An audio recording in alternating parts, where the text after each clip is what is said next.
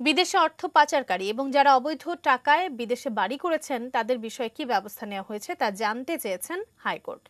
এ বিষয়ে হাইকোর্ট মন্তব্য করেছেন, বিচার না হোক, পাচারকারীদের নাম তো জানতে হবে। এ বিষয়ে একটি প্রতিবেদন আমাদের হাতে এসে পৌঁছবে, আমরা দেখে নিচ্ছি সেই প্রতিবেদনটি। পররাষ্ট্র মন্ত্রণালয়ের কাছে বিভিন্ন দেশে পাচার করা অর্থ বিনিয়োগের মাধ্যমে নাগরিকত্ব নিয়ে বাংলাদেশিদের তালিকা চেয়েছিল দুর্নীতি দমন কমিশন দুদক। এ বিষয়ে গত 18 নভেম্বর ঢাকা রিপোর্টার্স ইউনিটির মিট দ্য প্রেস অনুষ্ঠানে সাংবাদিকদের প্রশ্নের জবাবে পররাষ্ট্রমন্ত্রী ডক্টর এ.কে আব্দুল মোমেন জানিয়েছিলেন, কানাডার টরেন্টোতে গোপন সমীক্ষা চালিয়ে তারা 28 বাংলাদেশির নাম পেয়েছেন। যে সংখ্যার দিক থেকে আমাদের অনেক সরকারি কর্মচারীদের বাড়িঘর ওখানে আছে, ওনাদের ছেলেমেয়ে ওখানে থাকেন। রাজনীতিবিদ, আমার কাছে 28টি কেস আসছে, এর মধ্যে রাজনীতিবিদ হলেন 4 জন। এ বিষয়ে পত্রিকায় প্রকাশিত প্রতিবেদন নজরে নিয়ে গত 22 নভেম্বর বিচারপতি মোহাম্মদ নজরুল ইসলাম তালুকদার ও বিচারপতি আহমেদ সোহেলের ভার্চুয়াল হাইকোর্ট বেঞ্চ স্বপ্রণোদিত হয়ে এক আদেশে বিদেশে অর্থ পাচারকারীদের সব ধরনের তথ্য চেয়েছিলেন। হাইকোর্টের ওই আদেশ মেনে বৃহস্পতিবার নির্ধারিত দিনে পররাষ্ট্র মন্ত্রণালয়, এনবিআর, দুদক, সিআইডি ও Bangladesh financial intelligence unit BFIU আলাদাভাবে পাচারকারীদের তথ্য দিয়ে হাইকোর্টে প্রতিবেদন দাখিল করেছে।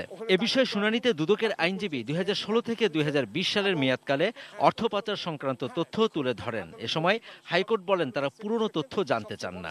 আদালত যেসব ব্যাপারে ডিসস্যাটিসফ্যাকশন হয়েছে সেটা আমরা আগামী 28 ফেব্রুয়ারি আশা করি পরিপূর্ণ করতে পারব। কনিষ্ঠ বিচারপতি জাস্টিস আহমেদ সোহেল এই কথাটা বলেছেন যে বিচার না হোক, কিন্তু নাম তো আমরা জানতে পারবো। প্রায় শতাধিক লোক ইনভলভ, আর টোটাল টাকার পরিমাণ হবে 2500 কোটি টাকার মতো অ্যাপ্রক্সিমেটলি।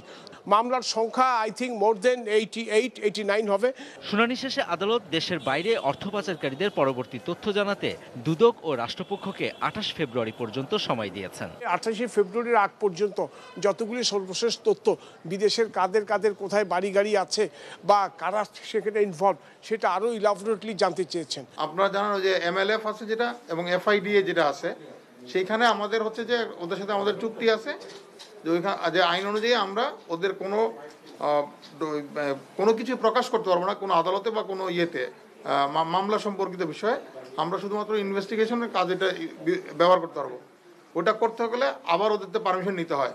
সেই কারণে আমরা ওদের কাছে পারমিশন চেয়েছি এগুলোর ব্যাপারে, যে আদালতের আদেশ অনুযায়ী আমরা এটা দিতে চাচ্ছি। তো সেটা আমাদের পেতে একটু সময় লাগবে, কারণ আমরা তো হয় কি সময় পাইনি, যথেষ্ট পর্যাপ্ত সময় পাইনি। ক্যাসিনো ব্যবসায়ী ইসমাইল চৌধুরী সম্রাট সহ 7 জন হ্যাকারদের মাধ্যমে সিঙ্গাপুর, ফিলিপাইন, মালয়েশিয়া, থাইল্যান্ড ও শ্রীলঙ্কায় অর্থ পাচার করেছে। শুধু সম্রাট এবং এনামুল হক আরমানি প্রায় 233 কোটি টাকা সিঙ্গাপুরে পাচার করেছে বলে হাইকোর্টকে জানিয়েছে CID. Javed Akhtar, ATN news, Dhaka.